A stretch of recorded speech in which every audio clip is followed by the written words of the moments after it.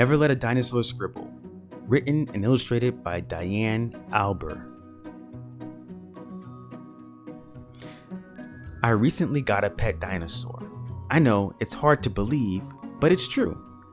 And everyone keeps telling me, never let a dinosaur scribble. Why would anyone say such a thing?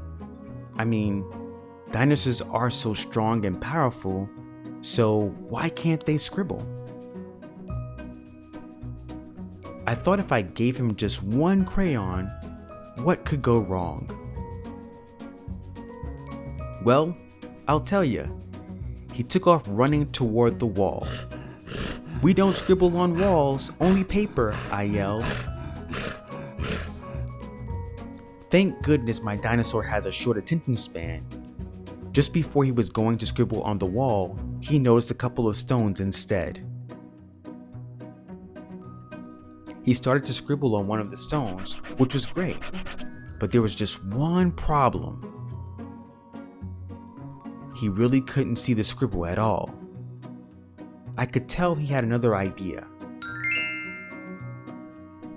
He went to grab the paint. This wasn't going to end well. But surprisingly, it didn't make as big of a mess as I thought. He just quietly painted his little stone, and it turned out awesome. But then he got another idea. He wanted to paint dinosaur-sized stones. It didn't take long before he was rolling boulders into the room, one after another. It had become the biggest rock pile I had ever seen, and the way he painted the rocks was so truly extraordinary, but you couldn't see my floor or my bed anymore. I had to find a place for this rock pile, and quick. Then I heard a noise down the hall. This was it. I was going to be in so much trouble. I popped my head out of the door. My mom was standing right there.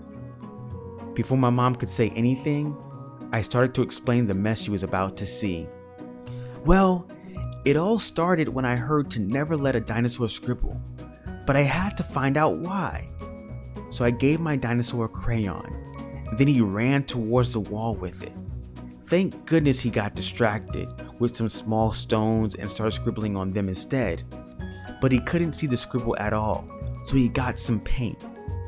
He loved it so much that he got bigger stones, giant ones even, and it made a big mess, and I'm sorry. My mom peeked around the corner and smiled. "You didn't make a mess. You made some spectacular stone art."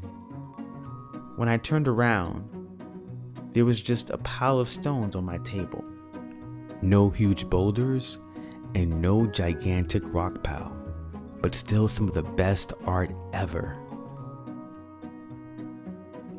All this time, people wanted to stop dinosaurs from scribbling. It could be because they try and draw on walls or make a giant rock pile. But if my dinosaur had never scribbled, he would have never learned how to make this amazing stone art. So the next time you hear "never let a dinosaur scribble," just remember, all great art starts with a scribble, and even dinosaurs have to start somewhere. The end.